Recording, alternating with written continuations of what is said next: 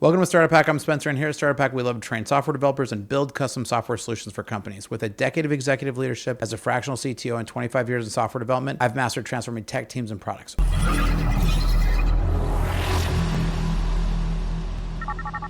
So AI inference costs are astronomical, and every query to models like Claude Sonnet or GPT-4 and now into Grok 4 are going to add up really quickly. The era of VC subsidized AI usage is ending as investors demand actual profitability from companies with billion-dollar valuations.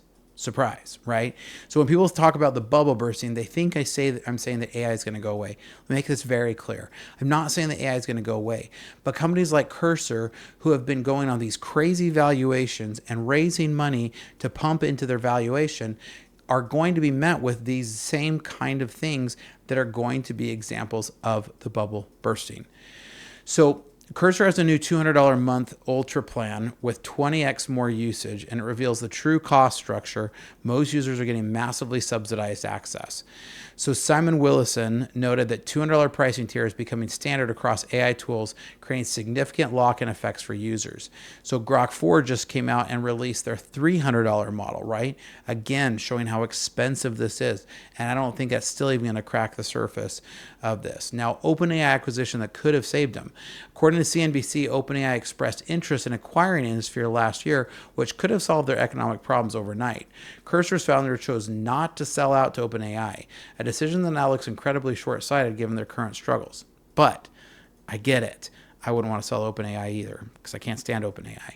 But Reddit users called this an all-time fumble, right? And questioned the sanity of turning down a deal with one of the few profitable AI companies. Now, I don't think OpenAI is profitable, so I think that was not necessarily accurate of them. But instead of becoming part of a sustainable ecosystem, they chose to compete directly with their own suppliers in a losing battle. And this decision highlights the hubris of many of the AI startups who think they can outmaneuver and the very companies that provided the core technology. Not only that, they're just absolutely ignoring basic economics on their valuations. And everybody's lost their mind when it comes to AI. So I really think that Anthropic's Claude Code launched with similar functionality and more transparent pricing, immediately becoming the new favorite among developers.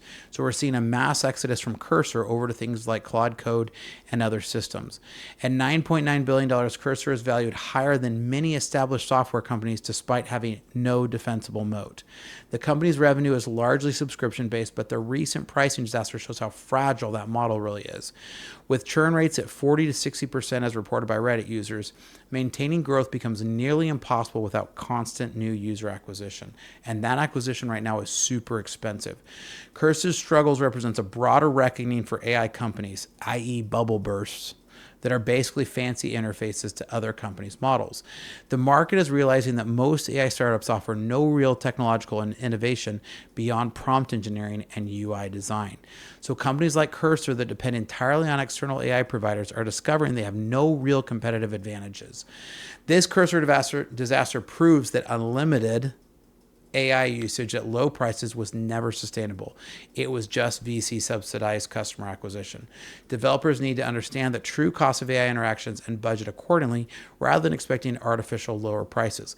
This is why here at Startup Hack, I love to build AI systems for customers on servers that they purchase. We build the systems for them. We use a lot of open source models as well as building out their own machine learning models in cases where it makes sense. And we build these on their prem and pre-process data. This is one of the ways we're able to keep AI costs dramatically lower. But when you're evaluating AI tools, look for transparent pricing, clear usage limits, and companies that own their core technology stack. The era of cheap AI is ending. That's part of the bubble bursting. And as companies face pressure to become profitable, you have to expect that prices are going to rise across the board.